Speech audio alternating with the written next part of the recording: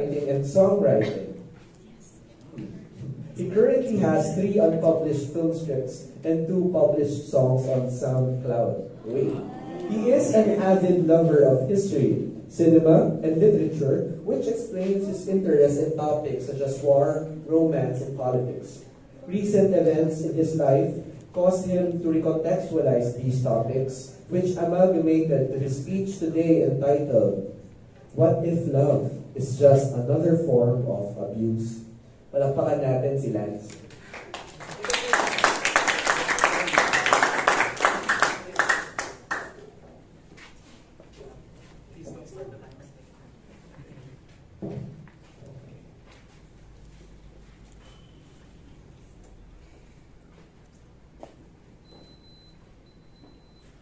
A war is a violent conflict between 2 or more opposing sides.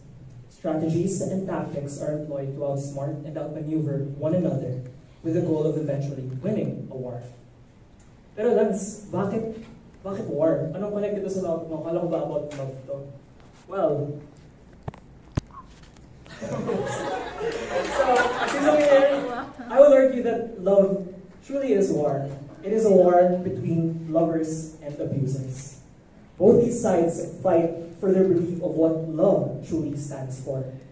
And unfortunately, it is a war that is not getting much attention as of late. So, this picture was taken at my father's funeral 3 years ago. And during his eulogy, everyone told stories of how amazing of a man my father was. How dependable he is, how humble he is, how generous he is. And there's merit to what they're saying. And I would agree that my dad was a great man, but only on the outside. And that's because I have a secret. My father physically abused me every day to the point that I almost committed suicide. And he has done it since I was little, since 5th or 6th grade. And actually, if you're observant enough, you will notice the permanent scars and bruises around my body. And one day, out of the blue, my dad got angrier than usual and he almost beat me up to death. Black eye cuts, the whole deal. And that was the day I also got this scar right here in my cheek when he held a knife against my face. So I still think to this day that if it weren't for my mom who stood up for me, I would have died then and there. So while my mother was tending to my bruises, nanginginig yung labi ko, and I was very traumatized. And all I could mutter was just a word over and over, bakit? And I could see it in her eyes, the pain. And she didn't know the answer, but she knew that she had to say something. She tells me, "Sadyang mahal ka lang ng papa mo, kaya niya nagagawa yan." And what she said stuck with me forever, just like those bruises and scars that I got that day. This made me question the very existence of love, and this made me question, what if love is just another form of abuse? I had such disdain for the concept of love, or more precisely, what I perceived love to be. That wasn't until I met her. Okay. This April, I just fell in love. She's the embodiment of an amazing woman. She is strong and independent. She was in all ways intelligent, mature, passionate, insightful, and of course, she was absolutely beautiful. And ever heard of them saying opposites attract? Well, we were opposites. I was a Catholic, she was a Muslim. She is rich, and relative to her, I am actually super poor.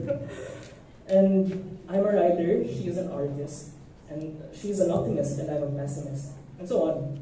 But these differences didn't matter, because despite all of that, everything just clicked with her. There was true, genuine connection, and our time together, although brief, allowed me to reassess my perception of love, and I have learned a lot since then. Now I acknowledge that people have different experiences when it comes to love.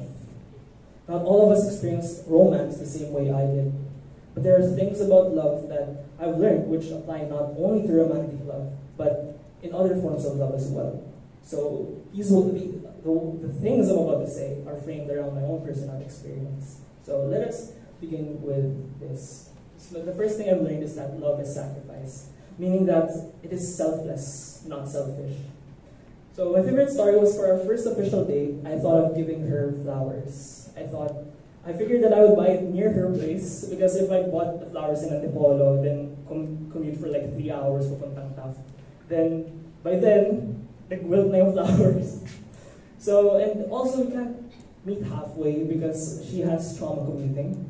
And she's experienced sexual harassment multiple times in the public transportation of our country. So I checked Google Maps. Mali-mali yung pin sa Google Maps kasi it's either closed or the place didn't exist at all. So ito yung route out, 1, 2, 3, and finally dun sa 4th one.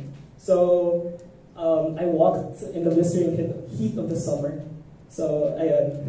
And nung nakabot ako sa 4th na place, which is this one. Actually guys, support nito. This literally saved my life. So ayun. And by the time nakabot ako doon, nahimatay ako dun sa doorstep nila.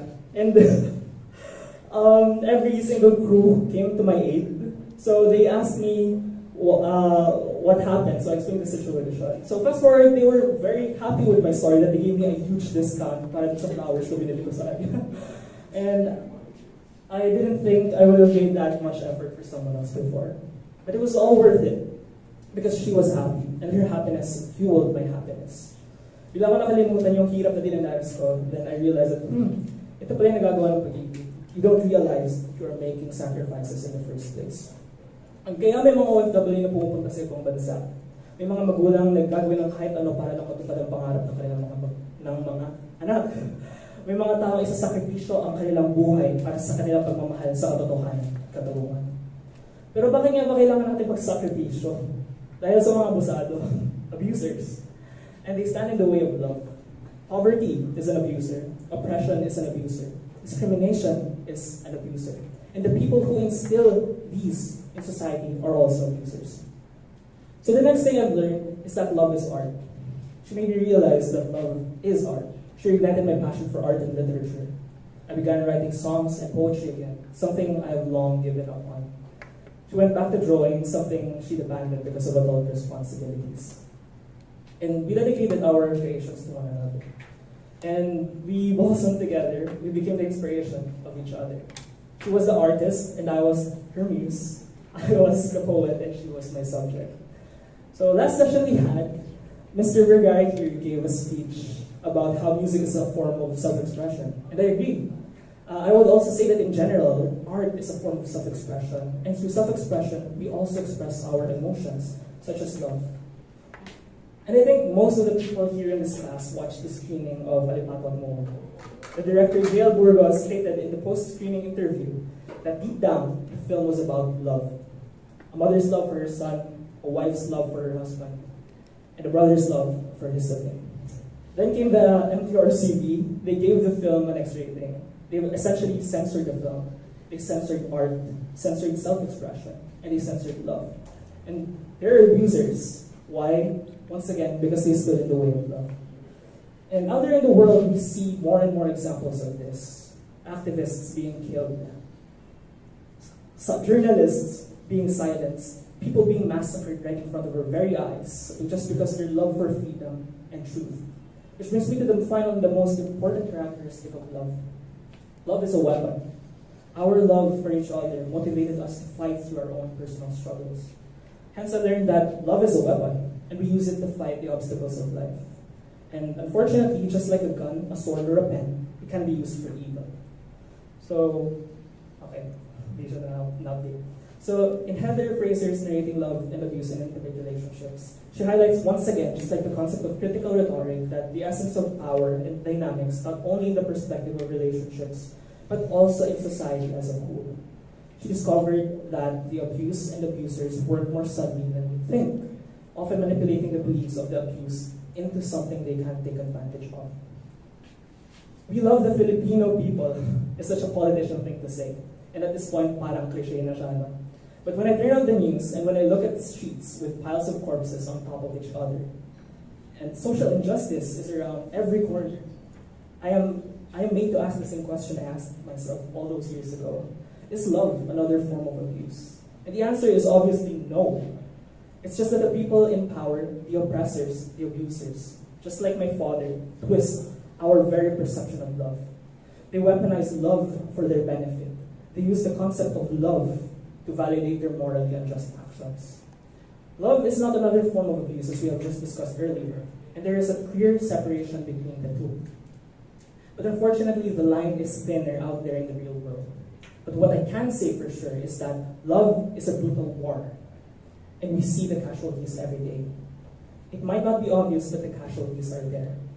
And we were among those casualties. So, on June 10th, 2024, we broke up. Due to our respective religions, both of our families were against our relationship. Also, due to my social status, her family viewed me as a social climber. So she had to go back to the Emirates because, of course, there was a better life waiting for her there. And conversely, there's nothing for her here in this country.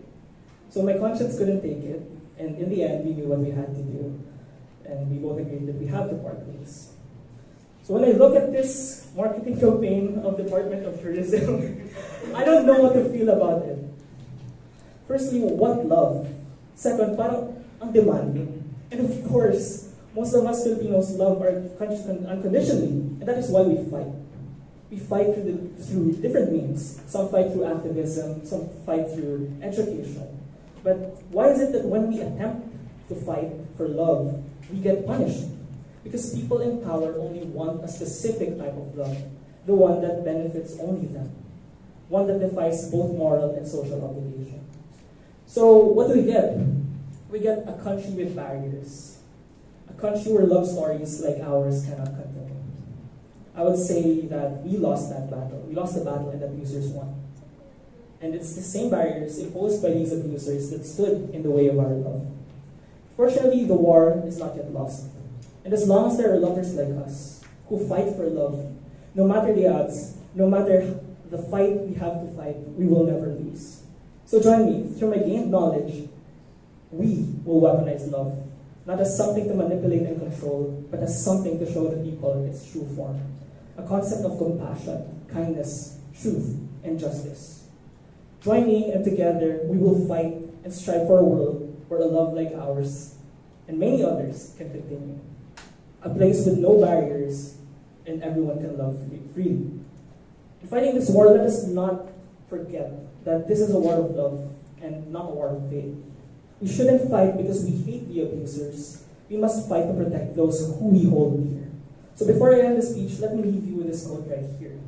The true soldier does not fight because they hate what's in front of them, but because they love what's behind them. So syempre, hindi ako papatalo, dapat may quote din ako. So remember this one? Ayusin natin yan. Thank you all.